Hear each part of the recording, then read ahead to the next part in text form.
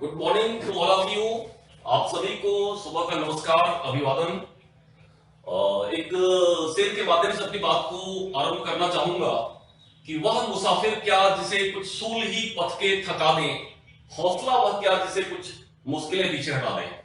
तो आप देखेंगे कि आज हमारा जो उद्देश्य है यहाँ पे आपसे जुड़ने का, समस्त जिले की स्कूलों से जुड़ने का, परीक्षा में तनाव के प्रबंधन और उसको समझने का, उसको दूर करने का, उसकी प्रकृति क्या है, किन किन लक्षणों से हम तनाव के प्रबंधन को समझ सकते हैं, उनके लक्षण क्या हो सकते हैं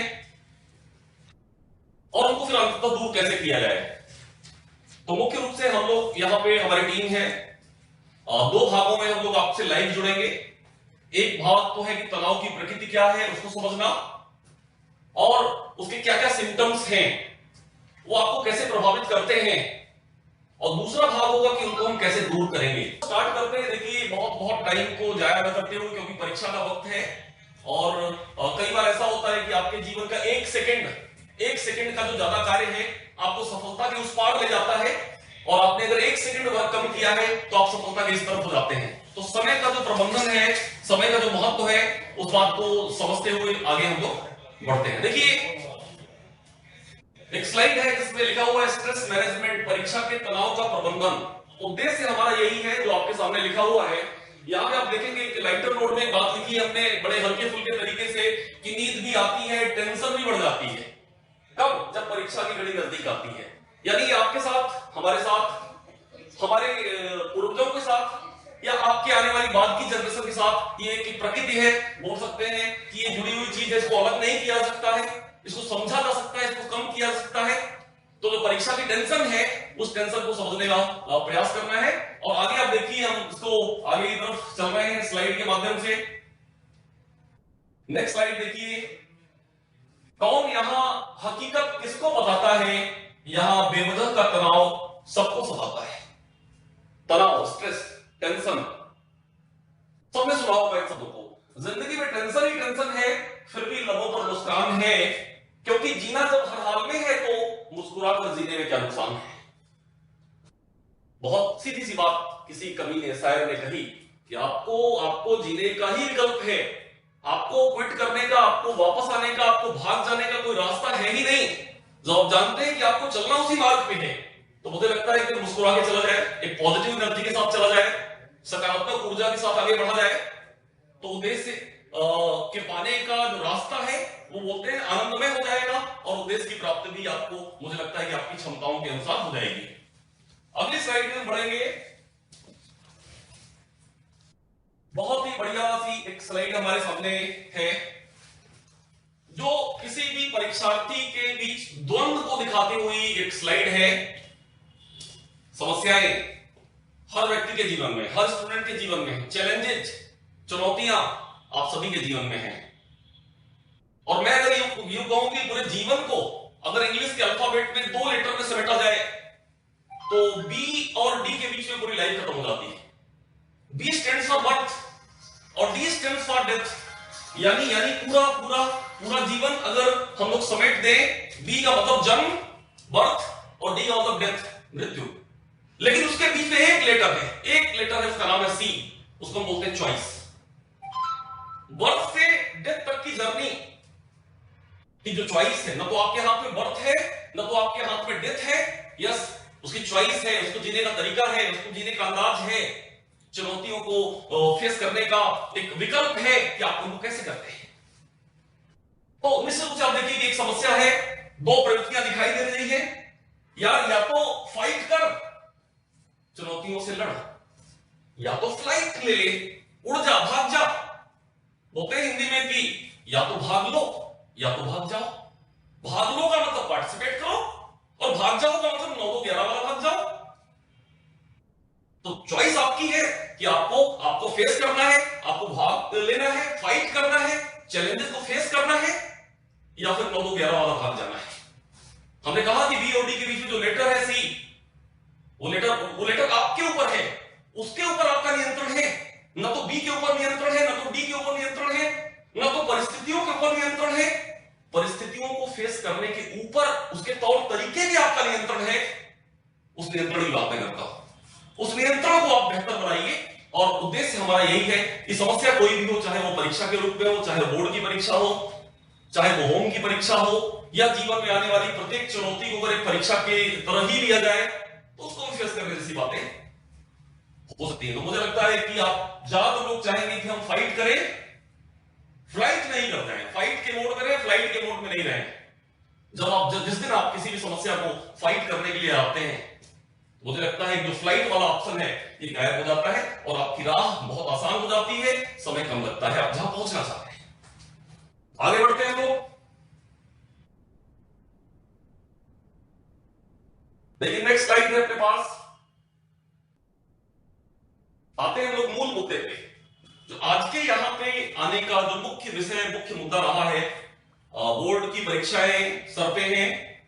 17 एंड 18 फरवरी से परीक्षाएं 10वीं और 12वीं की मध्य प्रदेश बोर्ड की स्टार्ट होने वाली है। और निश्चित उनका तनाव एक वजह हो सकती है जिनसे आप परेशान हो सकते हैं, जिनसे आप, मुझे लगता है कि पीछे आने की सोच सकते हैं, जिनसे घबराहट हो सकती है, जो आपको अनावश्यक रूप से किसी और दिशा में ले जा सकती है। तो इन तमाम चीजों को समझने के लिए वास्तव में हम बोलेंगे स्ट्रेस या टेंशन क्या है। हम होते हैं जीवन में हर दिन कोई ना कोई बात पे हम बोलते हैं कि टेंशन है, स्ट्रेस है, तनाव है। तो तनाव की वास्तविक परिभाषा क्या है, तनाव को समझे क्या है, वास्तव में तनाव क्या है। तो देखिए स्ट्रेस से तात्पर्य शारीरिक और भावनात्मक रूप से चिंता महसूस होना। जब कभी भी आप इमोशनली, फिजिकली अपने आप को फिट नहीं महसूस करते, अपनी क्षमताओं का प्रदर्शन नहीं करने की स्थिति में आ जाते हैं, तो ऐसा लगता है कि आप तनाव में हैं। यानी जो आपके बेहतर है, जो आपके अंदर है, उस बेहतर का प्रदर्शन आप न कर पाए ऐसा महसूस होने लगे, एक चिंता होने लगे, तो ये जो स्थिति है तनाव की स्थिति है। तो ये देखिए आपकी ये तो महसूस होता है जब किसी स्थिति से निपटना मुश्किल हो जाता है। ऐसा कब होता है? एक कोई नई चुनौती आ गई, उसको कैसे फेस करें। ऐसा लगता है कि कहीं हम सरेंडर तो नहीं कर देंगे, आत्मसमर्पण तो नहीं कर देंगे, समस्याएं हमसे बड़ी हो गई हैं। जब कभी कोई भी इंसान, कोई भी स्टूडेंट इस तरह की बात सोचने लगता है तो तनाव, जाहिर सा है उसके मन में तनाव हावी होने लगता है। तनाव मुख्य रूप से किसी चुनौती या मुश्किल भरे समय में मानव शरीर की प्रतिक्रिया है। आप देखते होंगे, आप कोई भी मोटर बाइक ले लें, कार ले लें, अगर आप खराब रास्तों पे चलाएंगे तो उस कार का, उस बाइक का आप देखेंगे कि इंजन ज्यादा जल्दी गर्म हो जाएगा। ये उस इंजन की प्रतिक्रिया है। खराब रास्ते चुनौती हैं। ठीक इसी तरह से आपके सामने भी चुनौती है परीक्षा की, उसको अगर हम खराब रास्ते से जोड़ दें तो निश्चित रूप से इंजन अगर गर्म हो सकता है, इंजन अपनी प्रतिक्रिया दे सकता है जो कि अजीब है, निर्जीव है, नॉन लिविंग है। तो मानव के होते हैं ना, मानव से बेहतर या मानव के शरीर से बेहतर कोई इंजन बनाया ही नहीं किसी ने आज तक। दुनिया का सबसे बढ़िया इंजन अगर कोई है तो है मानव का शरीर। तो निश्चित रूप से मानव शरीर की भी एक प्रतिक्रिया होती है। वो मानव शरीर जो है एक प्रतिक्रिया स्वरूप आपको कुछ सिम्टम्स, कुछ लक्षणों के तहत आपको बताने लगता है कि अभी जो मेरी स्थिति होनी चाहिए, मैं अपनी वास्तविक स्थिति से अलग हूं। मानव शरीर की प्रतिक्रिया ही क्या है? तनाव है। सामान्य अवस्था से असामान्य अवस्था ही तनाव है।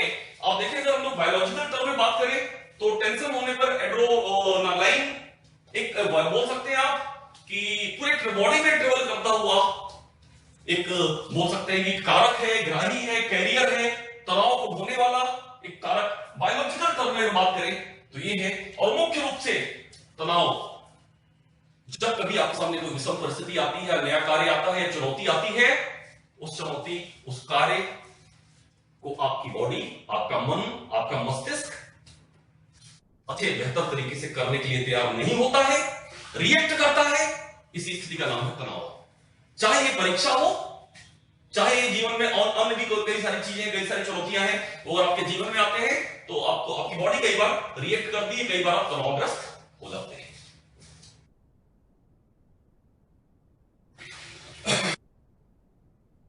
ये चीज देखिए, हम लोगों ने बताई कि जो तनाव है बेसिकली परीक्षा के समय आपको, और ज्यादातर स्टूडेंट्स को देखने को मिलता है, परीक्षा के समय ही ये चीजें आपको ज्यादा देखने को मिलेंगी कि खासकर स्टूडेंट्स जो हैं तनावग्रस्त हो जाते हैं। किस वक्त? परीक्षा के वक्त तनावग्रस्त हो जाते हैं। अब सवाल ये है कि तनावग्रस्त हो गए, पहचाने कैसे? क्या क्या लक्षण हैं? तनावग्रस्त होने के क्या क्या लक्षण हैं? देखिए कुछ लक्षण हम लोगों ने यहाँ पे चुने हैं, इनके अलावे भी कुछ और लक्षण हो सकते हैं। ऐसा नहीं है कि समस्त लक्षणों को हमने यहाँ पे एक स्लाइड में लिखा है। जो मुख्य कॉमन फैक्टर्स हैं जिनसे आप पहचान सकते हैं कि तनावग्रस्त हैं आप या नहीं है, उसमें से देखिए एक लक्षण आपके सामने है अनिद्रा। आपकी नींद पूरी ना होना, आप पूरी तरह से कहीं भी अगर नहीं सो पा रहे हैं, या आप कई बार 8 घंटे सोते हैं और पता चलता है कि 4 घंटे की नींद आपने ली, नींद पूरी तरह से नहीं आ रही है। आपको क्योंकि आपके मानसिक और शारीरिक परिवेश में नींद का जो महत्व है, वो नींद ही आपको बोलते हैं नई ऊर्जा देती है। जब आप नींद से जागते हैं तो फिर एक नई ऊर्जा के संचार के साथ जागते हैं। अगर आप पूरी नींद नहीं ले पा रहे, अनिद्रा की स्थिति है, तो मुझे लगता है कि तनाव की एक बड़ी वजह हो सकती है ये। दूसरा, अकेलापन। कई बार आप अकेलापन महसूस करते हैं, या अकेले में जाके बैठने की बात करते हैं, या समूह से आप हट के बात करने की कोशिश करते हैं, या किसी भी समस्या का समाधान अकेले ढूंढना चाहते हैं। यह भी एक सिम्टम है किसका? तनाव का। मानसिक दबाव, कई बार मानसिक दबाव होता है, मेंटल प्रेशर फील कर रहे होते हैं। थकान, थक जाने की स्थिति। आपका शरीर सामान्य रूप से 4 घंटे काम करता है अगर, लेकिन आप शीघ्र ही थक जाते हैं। अगर आप अपनी क्षमता के अनुसार आपका शरीर जल्दी ही थक जाता है। आप 4 घंटे लॉन्ग सीटिंग कर सकते थे पढ़ते वक्त, आज पता चल रहा है कि आप 1 घंटे नहीं बैठ पा रहे हैं, आप थक जा रहे हैं। यह भी एक लक्षण है कि आप तनावग्रस्त हैं। उसी तरह से चिंता, टेंशन जो बोल रहे हैं आप, तमाम सारी चीजें दिमाग में चलती रहती है ना। अलग अलग तरीके की चीजें आपके दिमाग में, आपके पास्ट में, आपके प्रेजेंट में, फ्यूचर में क्या होगा, इनसे एक लिंक बनाती हुई एक बोलते हैं ना कि एक चिंता आपको जकड़ लेती है और कहीं कहीं आपके ऊपर दबाव बनाती है। चिड़चिड़ापन, इरिटेटिव बिहेवियर। आपके पेरेंट्स, आपके टीचर्स जब भी आपको कोई टास्क देते हैं कि आप ये करो, आप उनको एक बेहद ही बेतुके तरीके से जो है चिड़चिड़ा कर जवाब देते हो। आप उनके दिए गए टास्क का उनसे बात करते वक्त आप रिएक्ट करते हो, और कई बार जो रिएक्टिविटी है या जो रिएक्शन है, इस सभ्यता के पार भी चला जाता है। असभ्य तरीके से भी कई बार हम रिएक्ट कर जाते हैं अपने टीचर से, अपने पेरेंट्स से, चिड़चिड़े होने की वजह से। निश्चित रूप से एक बच्चा जो बहुत ही बोल सकते हैं सभ्य रहा है, सभ्य तरीके से जवाब देता रहा है, अचानक से अगर पेरेंट के सामने उसका बिहेवियर असभ्य हो जाएगा, तो तनाव के अलावा और क्या हो सकता है। ओके, इसी तरह से आप देखें कि भूख न लगना भी एक एग्जांपल है ना, तनावग्रस्त होने का। अगर आपको भूख नहीं लग रही, सामान्यतः आपको 10 बजे भूख लगती है, आप देख रहे हैं कि 12 बजे 1 बजे तक भी आपको भूख नहीं लग रही है, और ऐसा एक दिन नहीं कई दिन हो रहा है, तो इससे भी पता चलता है कि आप तनावग्रस्त हैं। और लास्ट में एक सिम्टम है, आप देख सकते हैं डिप्रेशन, अवसाद में चले जाना। दीन दुनिया, बाह्य वातावरण, परिवेश से बोलते हैं ना कि कट ऑफ हो जाना। ऐसा लगता है कोई संबंध ही नहीं है, आपका मन कहीं है, मस्तिष्क कहीं है, आपकी बॉडी का एक्शन कहीं और है। ये जो अवसाद की स्थिति है, ये तो बहुत ही खतरनाक है, और मुझे लगता है कि तनाव का सबसे बेहतरीन और सबसे सशक्त कोई अगर बोल सकते हैं कि सिंबल है तो डिप्रेशन है। आगे बढ़ेंगे हम लोग इसी तरीके से, ठीक है। नेक्स्ट स्लाइड में हम जाएंगे।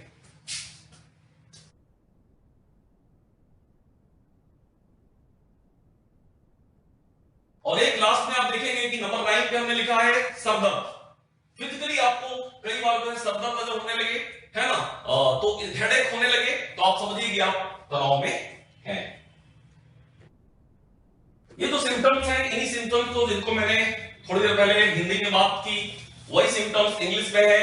एंजाइटी बोल सकते हैं आप, इरिटेबल बिहेवियर बोल सकते हैं, mental pressure, depression, insomnia, loss of appetite, loneliness, restlessness, fatigue, headache. ये सारी चीजें वही हैं जो हिंदी में मैंने पिछली स्लाइड में बताई है, आपको दिखाई हैं। उन्हीं का बोल सकते हैं कि इंग्लिश भाषा में इनको इस तरह से लिखा गया है, चीजें वही हैं। आगे हम बढ़ते हैं नेक्स्ट स्लाइड की तरफ। अब तनाव को देखिए, आप तनाव में कुछ चीजें हैं उनको समझना जरूरी है। आप स्वयं कैसे समझेंगे कि तनावग्रस्त हैं आप? कई चीजें ऐसी होती हैं जो वाय पेरेंट्स, टीचर, आपके आसपास रहने वाले लोग आपके आचरण को देख के अंदाजा लगाते हैं, लेकिन खुद का आचरण कई बार नहीं दिखाई देता। तो फिर हम कैसे जानें कि हम तनावग्रस्त हैं? हम अपना आपको अवलोकन कैसे करें, खुद हम इंट्रोस्पेक्शन कैसे करें कि हम तनावग्रस्त हैं? तो उसके लिए देखिए बॉडी की कुछ चीजें हैं जो असामान्य हैं, जैसे कि एक है दिल की धड़कन में बढ़ जाना, हार्ट बीट का बढ़ जाना। आप देखें कई बार जो आपकी हार्ट बीट है वो जो सामान्य है, सामान्य गति से ज्यादा तेज हो जाती है, कोई भी समस्या आई आप देखेंगे हार्ट बीट बढ़ गई आपकी। इसका मतलब कि आप उस पर प्रतिक्रिया दे रहे हैं और असामान्य प्रतिक्रिया दे रहे हैं आप। पसीना आ जाना, 10 डिग्री सेल्सियस टेम्परेचर है बाहर, तापमान बाहर का 10 डिग्री सेल्सियस है और आपके अंदर जो उफान है तनाव का वो इतना ज्यादा है कि आपकी बॉडी का टेम्परेचर पता चलता है कि पसीने के फॉर्म में बाहर आ रहा है। ठंडी में भी आपको पसीना आ जाए, आपके हाथों में कई बार पसीना आ जाए, राइट, आप ये देखेंगे इस तरह से पसीना आना, सांस की गति बढ़ जाना, ये भी एक उदाहरण है उसका, सांस की गति बढ़ना, हाथ कांपना, हाथ आपके कांपने लगे और आप देखिए कि भूल जाना छोटी छोटी बातों को। यस, मैंने पेन यहां रखा था, अपने भाई पे झुलाना, पेन तो मिल नहीं रहा। मैंने नोटबुक अपनी यहां रखी थी, नोटबुक नहीं मिल रही है। हम छोटी छोटी चीजें भूल जाते हैं, पता चलता है कि हमने ही किसी अपने जेब पे रखी है और वो चीजें मिल नहीं रही हमें। तो ये सब लक्षण हैं जहां से आप पता कर सकते हैं, स्वयं पता कर सकते हैं कि आप तनाव में हैं, आप तनावग्रस्त हैं।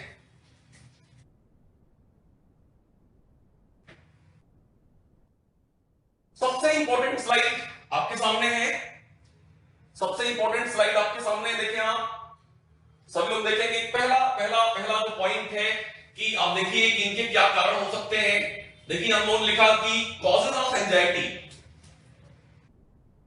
तनाव या चिंता के मुख्य कारण। समझिएगा, समझने का प्रयास करिए। काफी इंपॉर्टेंट स्लाइड आपके सामने है और मुझे लगता है कि सबसे इंपॉर्टेंट स्लाइड आपके सामने यहां पे दिखाई दे रही है, जहां पे लिखा गया है कॉजेज ऑफ एंजाइटी, चिंता या तनाव के कारण। उनमें से पहला अनरियलिस्टिक एक्सपेक्टेशंस, अवास्तविक उम्मीदें। आप चाहते हैं कि आपकी परसेंटेज 90 आ जाए, 90% आपकी आ जाए, लेकिन आपने वास्तव में मेहनत 60% की है, मेहनत आपकी 60% की है, लेकिन चाहते आप 90% लाना है। तो क्या ये जस्टिफाइड है? क्या जस्टिफाइड चीज है ये? आपको तो मिलेगा वही जो आपने कर्म किया है। कर्म से ज्यादा तो उम्मीद करनी भी नहीं चाहिए आपको।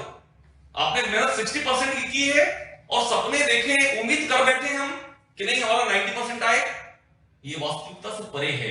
ये प्रकृति के साथ अन्याय होगा।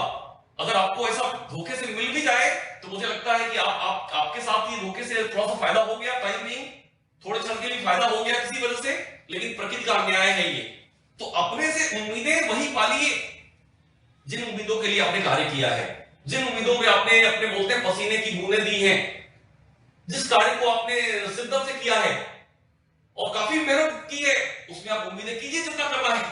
लेकिन अगर आपकी जो मेहनत है, आपका जो हार्ड वर्क है, वो उतना नहीं है जितनी कि आप उम्मीदें कर रहे हैं, तो मुझे लगता है कि इसमें एक तालमेल बैठाने की जरूरत है। इसमें जो मिसमैच हो रहा है कि आपकी उम्मीदें और आपका हार्ड वर्क, यहां एक कोऑर्डिनेशन होना चाहिए। अगर आप बोलते हैं कि हार्ड वर्क आपने बहुत ज्यादा किया है, तो मुझे लगता है कि उम्मीद करने की जरूरत भी नहीं पड़ेगी आपको। कर्मण्येवाधिकारस्ते मा फलेषु कदाचन। आपने अगर कर्म कर दिया तो फल की चिंता करने की जरूरत नहीं है, फल तो मिल ही जाएगा। दिक्कत है कि हमने कर्म कम किया है और फल हम ज्यादा चाहते हैं। ये एक मुख्य कारण होता है जहां हम तनाव पे आते हैं। दूसरा है parental pressure and expectations. Parent, माता पिता का दबाव और उनकी उम्मीदें। कई बार हमारे परिवेश में बालक बालिका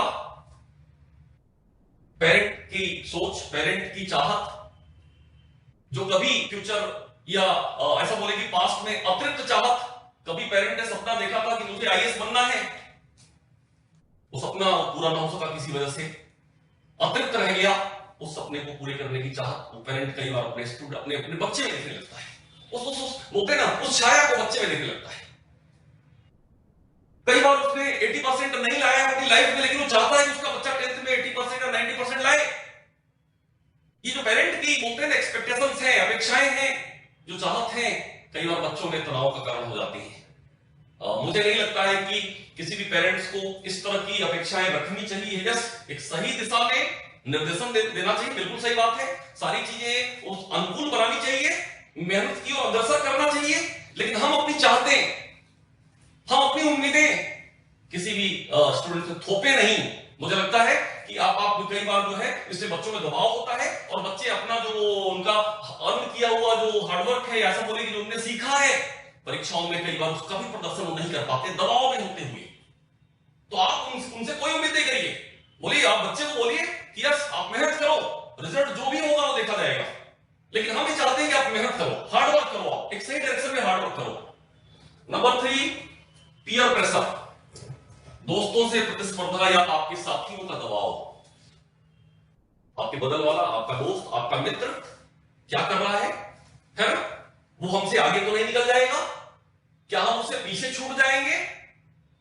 ये जो मनोवृत्ति है, ये जो दबाव है, न चाहते हुए भी दबाव है, ये दबाव भी आपके तनाव का कारण बनता है। लेकिन मैं कहना चाहूंगा कि इस तरह का कोई भी दबाव जो आप बोल रहे हैं ना कि दोस्तों मित्रों का जो दबाव है, उसको अपने ऊपर हावी होने जैसी कोई चीज नहीं होनी चाहिए। आप एक स्वयं एक अलग आइडेंटिटी है, दूसरा वो दूसरी आइडेंटिटी है। आप हो सकता है किसी एक चीज के लिए बने हो, वो दूसरी चीज के लिए बना हो। तो इसलिए जो ये बोलते हैं ना पीयर प्रेशर, दोस्तों से प्रतिस्पर्धा, कोई मतलब नहीं। आप स्वयं कितना मेहनत कर सकते हैं इससे मतलब रखा जाए, मुझे लगता है जो टाइम अभी है हमारे पास। अगला है पुअर स्टडी हैबिट, तनाव का मुख्य कारण, जहां पे आपके पढ़ने के जो तरीके हैं, पठन पाठन से संबंधित जो गतिविधियां हैं, वो सही नहीं होती हैं। हमने देखा है कि बहुत सारे स्टूडेंट्स साइंस जैसी सब्जेक्ट को, मैथ जैसी सब्जेक्ट को भी उपन्यास की तरह लेट के पढ़ते हैं। क्या ये तरीका है? साइंस पढ़ रहे हो और तरीका साइंटिफिक नहीं है। पढ़ना साइंस है, तरीका साइंटिफिक नहीं है। आप पढ़ रहे हैं, बगल में आपने जो है टीवी चला रखी है, आप कैसे केंद्रित करेंगे? आप पढ़ रहे हैं, बगल में मोबाइल चला रखा है, एक हाथ में मोबाइल है, एक हाथ में किताब है। क्या ये उचित है आपके अध्ययन की तैयारी के वक्त और क्रिटिकल समय पे? क्या ये उचित है? बिल्कुल नहीं। तो मुझे लगता है कि आपके पढ़ने से संबंधित जो आदतें हैं, हैबिट्स हैं, आपकी जो बॉडी क्लॉक है, बायोलॉजिकल क्लॉक है, वो भी कई बार तय करती है कि आप तनाव में रहेंगे या नहीं रहेंगे। तो उस पर भी काम करने की जरूरत है। फियर ऑफ फेलियर, फेल, असफल हो जाने का डर। हालांकि डर की आगे जीत है। हमने सुना है कि अगर आपको उस डर से, उस फियर से बाहर निकल जाते हैं तो फिर सारा संसार अपना है। लेकिन ये जो डर है ना, ये डर जो है तनाव का कारण होता है। कहीं हम ऐसा तो नहीं कि फेल हो जाएंगे। ये डर क्यों आया? क्योंकि आपने परिणाम की चिंता पहले कर ली। हमने कहा कि कर्म करना आपका काम है। मैंने बी और डी की बात की। आपके हाथ में क्या है, आप उसको करिए। चॉइस आपके हाथ में है। आपके हाथ में जो चीज है ही नहीं, उसके ऊपर नियंत्रण करने का प्रयास करेंगे और चिंता कर बैठेंगे, तो आप जो कर सकते थे शायद वो भी नहीं कर पाएंगे। तो मैं बिल्कुल सीधे शब्दों में कहना चाहूंगा कि आप उन तमाम चीजों पर जरा सा भी फोकस नहीं करें जिन पे आपका नियंत्रण नहीं है। जिन पे नियंत्रण है, जो आप कर सकते हैं, जिसमें कोई बाधा नहीं है, वो आपका दायित्व है, वही करना चाहिए। कई बार होता क्या है कि नहीं, हम फेल हो जाएंगे, हम असफल हो जाएंगे, हमारे सब्जेक्ट में नंबर कम आ जाएंगे। भाई ये सोचने का समय नहीं है, उसको ठीक करने की जरूरत है। आप अभी आप सोच के क्या करोगे? सोचने से बन जाएगा क्या? अगर बनेगा तो आपकी हार्डवर्क से बनेगा, आपकी मेहनत से बनेगा, उस सब्जेक्ट के कमजोर जो सब टॉपिक्स हैं उनको पढ़ने से बनेगा। कि हम चिंता करके बैठ जाएं कि नहीं हमसे नहीं हो सकता है और सोल्यूशन आ गया, फिर तो यही बात है कि हम भाग जाने की बात करते हैं, भाग लेने की बात नहीं करते। हमको भाग लेना है, भाग जाने जैसी स्थिति से दूर हटना है। अगला है प्रिपरेशन में लैक ऑफ प्रिपरेशन। कई बार बच्चा एग्जाम देने की स्थिति में होता है, लेकिन किन्हीं कारणों से पीछे के समय में उसकी तैयारी जैसी होनी चाहिए थी वैसी नहीं हो पाती है। उसके कारण सामाजिक, आर्थिक और भी बाह्य परिवेश या और भी कुछ अननोन कारण हो सकते हैं, उन पर नहीं जाना चाहूंगा मैं। और उसकी वजह से उसकी तैयारी नहीं हो पाई और आज एग्जाम देना है। जैसे कि मैं बताऊं कि मुझे लगता है कि 10 से 15 दिनों तक आप में से ज्यादातर स्टूडेंट को लगता था कि एग्जाम नहीं होंगे। ज्यादातर स्टूडेंट ये देख रहे थे, उनके मन में था कि एग्जाम नहीं होंगे, जैसा पिछले साल का ट्रैक रिकॉर्ड रहा है वैसा ही इस बार होगा, हम तैयारी क्यों करें? और अचानक एग्जाम अनाउंस हो गए और अब तो लग रहा है कि तैयारी वैसी है नहीं। ये भी कारण होता है तनाव का कि आप जब चीजों को सीरियस नहीं लेते, चीजों को पुराने ट्रैक रिकॉर्ड पे देखना चालू कर देते हैं और जिंदगी को एक ही नियम से सॉल्व करना चालू कर देते हैं कि अगर एक पेन की कीमत 10 रुपए है तो 10 पेन की कीमत क्या होगी। पिछले साल ऐसा हुआ था तो इस साल भी वैसा होगा, ये जीवन का एक एक नियम लगाना बंद कर दीजिए। जीवन की सारी चीजें एक एक नियम से अगर चलती तो जीवन बहुत खुशहाल हो जाता है। भविष्यवाणियां करने के लिए जो है फिर आप भी पर्याप्त होते, हम भी पर्याप्त होते, नासा जैसे सिस्टम जो है काम नहीं कर रहे होते। परफॉर्मेंस इन प्रीवियस एग्जाम, ये वही बात है कि लास्ट के सालों में आपने आपके एग्जाम में जो परफॉर्मेंस दिया है, किसी वजह से वो अगर खराब रहा है तो आज वो डर सता रहा है कि ऐसा कहीं नहीं हो कि फिर जो है रिपीट हो जाए। मैंने पीछे वाले पॉइंट को यही कहा कि पीछे आपको आसानी से बोलते हैं ना प्रमोशन मिल गया तो आगे मिलेगा, इसको आपने गारंटी ले लिया था। वही बात फिर कह रहा हूं कि पीछे आप अगर फेल हो गए तो आगे आप फेल ही होंगे, इस बात को भी गारंटी मत लीजिए। पीछे आप किसी वजह से कम परफॉर्म कर पाए, आगे आपके हाथ में चॉइस है, उसको ठीक करने की जरूरत है, उसको ठीक करने का प्रयास करें। तो मुझे लगता है कि ये जो चीजें हैं समग्र में अगर मैं बोलूं तो एक ही व्यक्ति के अंदर दो अलग अलग व्यक्ति, एक व्यक्ति वो जो आपकी अच्छाइयों से मिलकर बना है, आपकी स्ट्रेंथ से मिलकर बना है, और एक वो व्यक्ति जो इन तमाम कारकों से आभासी रूप से आपके अंदर जा घुसा है, या ये जो तमाम कारक है एक व्यक्ति के रूप में आपके अंदर जा छुपे हैं। एक ही शरीर में दो व्यक्ति, दो आभासी व्यक्ति, एक आपकी अच्छाइयों का स्वरूप, एक आपकी नकारात्मकता का स्वरूप, और इन्हीं दोनों के बीच का द्वंद्व है। हर एक आदमी में होते हैं 10-20 आदमी, जिसे भी देखना कई बार देखना। आपके अंदर भी 2-4-5 आदमी छुपे हुए हैं, लेकिन आपको आपके अंदर का वो आदमी जो वास्तविक है, जो वास्तव में है, मुझे लगता है कि उसके प्रदर्शन की जरूरत है। ये तो 19 आदमी अवास्तविक हैं, आपकी पर्सनालिटी में छुपे हुए हैं। क्या ये आभासी, क्या ये बाह्य कारक आपके वास्तविक आदमी को, आपकी वास्तविक स्ट्रेंथ को हरा सकते हैं? अगर हरा सकते हैं तो फिर आप 2-2-11 हो जाइए, और अगर नहीं हरा सकते हैं तो फाइट करिए, फेस करिए, भाग लीजिए। ये जो सूडो नेगेटिव थॉट्स हैं, सूडो नेगेटिव इविल्स हैं, वो पानी के बुलबुले की तरह हैं, एयर के बुलबुले की तरह हैं। आप डटकर सामने खड़े हो गए तो आपके व्यक्तित्व का वो भाग दिखाई देगा जो वास्तव में आप हैं। 19 आदमी आपके गायब हो जाएंगे। आगे बढ़ेंगे हम लोग कॉज ऑफ एंजाइटी के बाद। अब देखिए आप, ये वही चीजें हैं कि एग्जाम एंजाइटी किस तरह से आपको प्रभावित करती है। शारीरिक लक्षण देखिए आप, ये मैं बात भी कर चुका हूं, जस्ट मैं पढ़ता हूं इसको कि अत्यधिक पसीना आना, सर दर्द, मुंह सूखना, गला सूखना, प्यास ज्यादा लगना, दिल की धड़कन का तेज हो जाना, मांसपेशियों में खिंचाव हो जाना, सांस लेने में कठिनाई होना, शरीर का ठंडा होना, तापमान, टेम्परेचर आपकी बॉडी का फ्लक्चुएट करेगा, ऊपर नीचे होगा, कभी कम कभी ज्यादा, जी मचलाना, पेट में गड़बड़, ऐठन होना। ये सब चीजें ऐसी हैं जो आपके तनाव को बता देती हैं, है ना, रिफ्लेक्ट कर देती है कि actually you are facing the stress. और उन्हीं का जो असर है आपकी बॉडी में, देखिए किस तरह से पड़ता है। तनाव का असर आपको कहां प्रभावित करता है, इसको दो तरह से हम लोगों ने डिवाइड किया है। एक है मेंटल हेल्थ पे पड़ने वाला असर, और दूसरा आप देखें तो फिजिकल हेल्थ पे पड़ने वाला असर।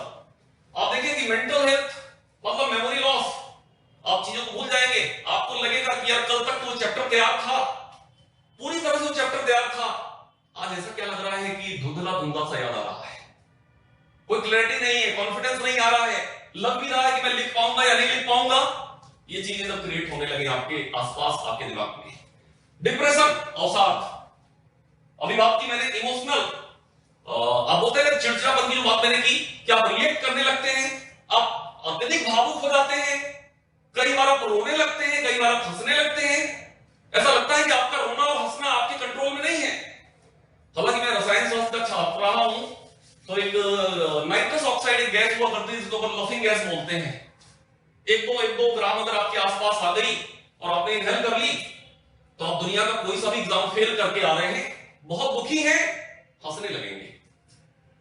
एक गैस का नाम जानते हैं, टीयर गैस। आप दुनिया का सबसे एग्जाम टॉप करके आ रहे हैं और टीयर गैस आपके आसपास आ गई तो आप रोने लगेंगे और लगेगा कि आपसे दुखित कोई हो नहीं सकता। तो कई बार रसायनों का परिवर्तन है, लेकिन यहां जो परिवर्तन है बिना रसायन के आप बात पे रो दे, बात पे हंस दे, ये एक जो है खतरनाक सी चीज है जो आपकी बॉडी पे असर डालती हुई दिखाई देती है। एंगर, गुस्सा हो जाना, नेगेटिव थॉट्स, नकारात्मक विचार आना,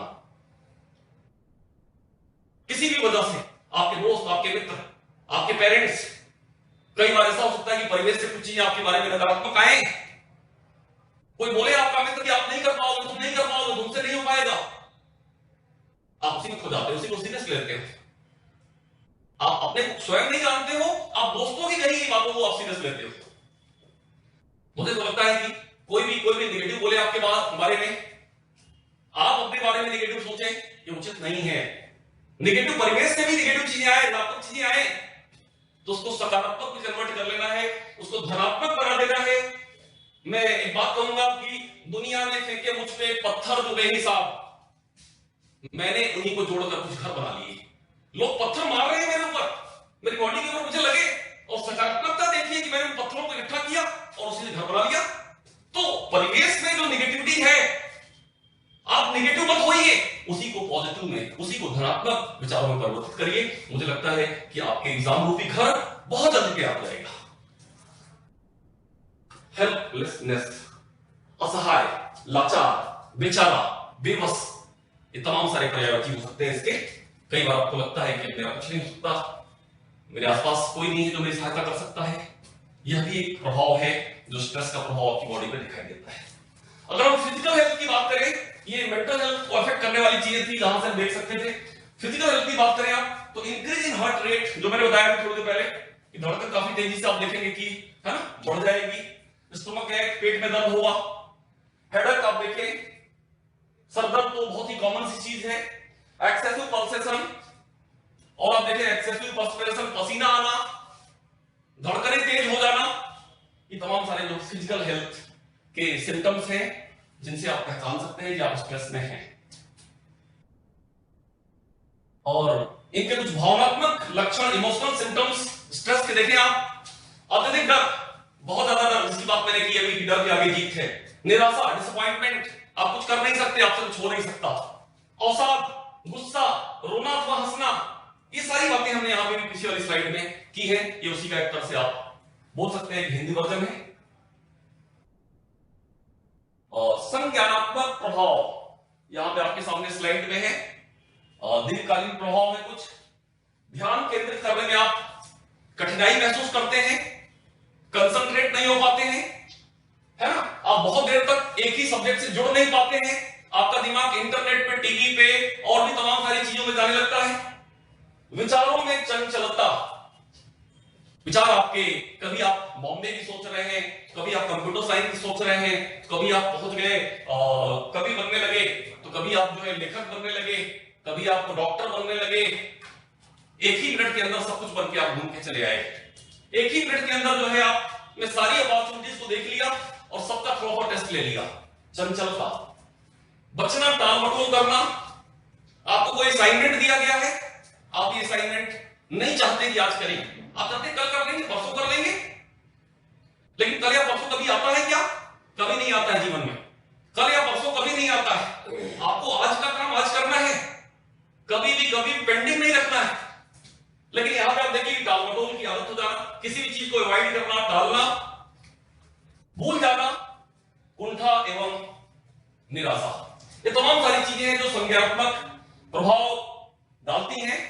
अब इसके बाद मैं एक छोटी सी बात से, एक मैम है जिनकी एक कविता मुझे अच्छी लगी थी, तो मैं उसको पढ़ना चाहूंगा, फिर आगे इसके उपायों पे आएंगे। सच हम नहीं, सच तुम नहीं, सच है सतत संघर्ष ही, संघर्ष से हटकर जिए तो क्या जिए, हम हो या कि तुम।